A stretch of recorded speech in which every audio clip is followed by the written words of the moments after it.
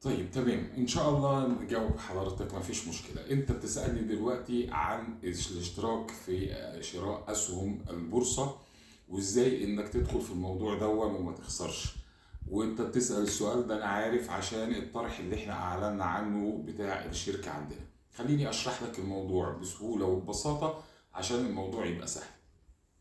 احنا لما في اي شركه بتعرض اسهمها بيبقى فيه نظامين، نظام ان هم يعرضوها جوه البورصه وده بيسموه طرح داخل المقصوره، وفي شركات بتطرح اسهمها ولكن بيبقى الطرح بيسموه طرح خارج المقصوره. يعني ما بيحصلش ان السهم ده ينزل جوه البورصه ويحصل عليه المضاربات اللي هي بنشوفها، وزي ما بنشوف كده البورصه تقوم طالعه والبورصه تقوم نازله وده يخسر وده يكسب والحاجات دي.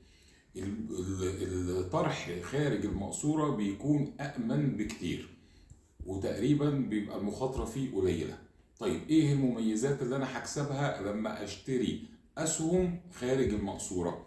انا لما بشتري اسهم خارج المقصورة انا اصبحت شريك بالاسهم اللي انا اشتريتها دي جوه الشركة اللي انا اشتريت اسهم فيها.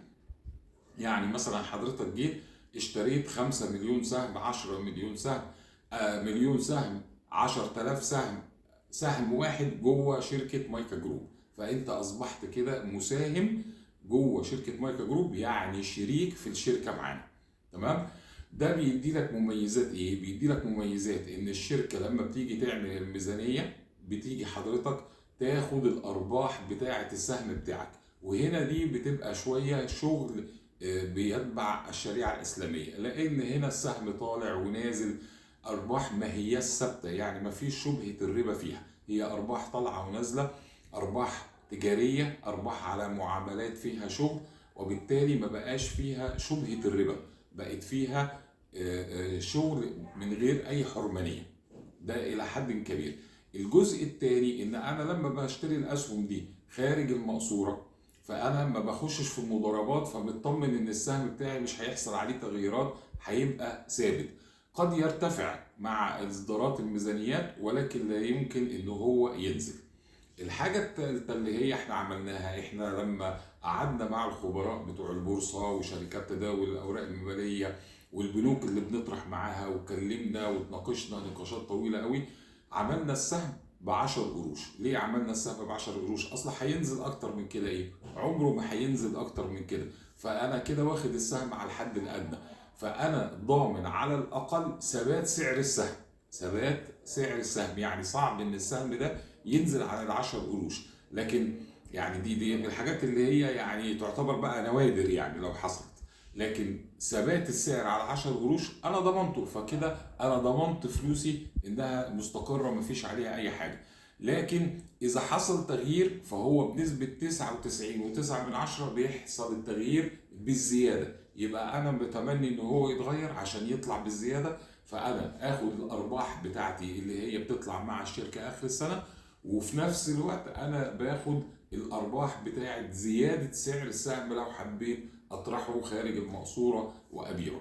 يبقى هنا المكسب بقى مضمون بنسبه كبيره جدا اللي هي 99.9 اللي احنا قلنا عليها، ما بقاش فيه مخاطره المضاربات والحاجات اللي زي كده.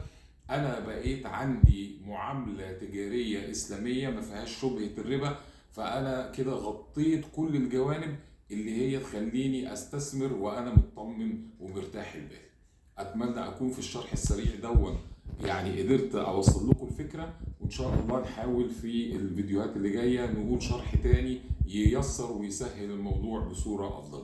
ما تنسوش اللايك والشير، وما تنسوش ان انتوا تقولوا لكل حبايبكم على الطرح اللي احنا ان شاء الله منزلينه في خلال ايام، اللي عايز يبتدي يحجز من دلوقتي عشان وقت ما يبدا البنك يقول لنا المستندات جاهزه يلا خلوا الناس تيجي عندنا وتعمل عمليه الطرح والشراء، ما يبقاش بقى في ناس تزعل وتقول احنا كنا عايزين ورحنا لقينا الاسهم خلصت.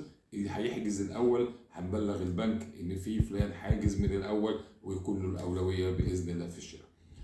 دمتم بخير ونشوفكم ان شاء الله في اقرب فرصه. السلام عليكم.